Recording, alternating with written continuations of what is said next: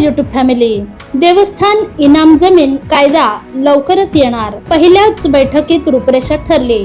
चला तर कोणता आहे हा कायदा ते आजच्या या व्हिडिओद्वारे आपण जाणून घेणार आहोत। जर तुम्हाला रिअल इस्टेट व्यवहारांबद्दल संपूर्ण माहिती हवी असेल तर आमच्या युट्यूब चॅनलला सबस्क्राईब करा आणि नवनवीन व्हिडिओ अपडेट्स मिळवा। सबस्क्राईब करा आणि तुमच्या रिअल इस्टेट नॉलेज मध्ये भर घाला।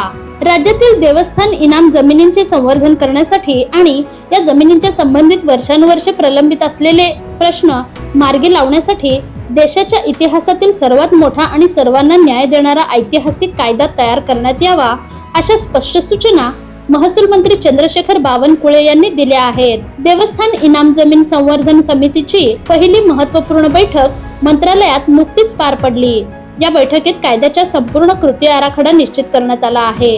हा नवा कायदा करताना उच्च आणि सर्वोच्च न्यायालयातील प्रलंबित प्रकरणे तसेच इतर जुन्या कायद्यांचा सखोल अभ्यास केला जावा आणि भविष्यात कोणतीही नवीन कायदेशीर गुंतागुंत किंवा सर्वसामान्यांच्या अडचणी वाढणार नाहीत याची विशेष काळजी घेतली जावी, असेही महसूल मंत्री चंद्रशेखर बावनकुळे स्पष्ट केले।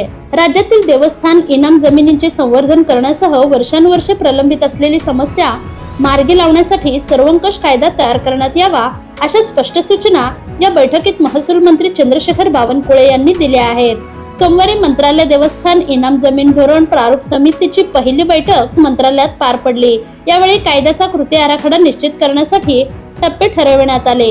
हा नवा कायदा करताना उच्च आणि सर्वोच्च न्यायालयातील प्रलंबित प्रकरणे तसेच इतर जुन्या कायद्यांचा सखोल अभ्यास केला जावा आणि भविष्यात कोणतीही नवीन कायदेशीर गुंतागुंत किंवा सर्वसामान्यांच्या अडचणी वाढणार नाहीत याची दक्षता घेण्यात यावी, असे महसूल मंत्री बावनकुळे यांनी स्पष्ट केले। यावेळी समितीचे सचिव कैलास गायकवाड यांनी मागील प्रारूपावर राज्यभरातून आलेल्या हरकती आणि सूचनांची माहिती दिली।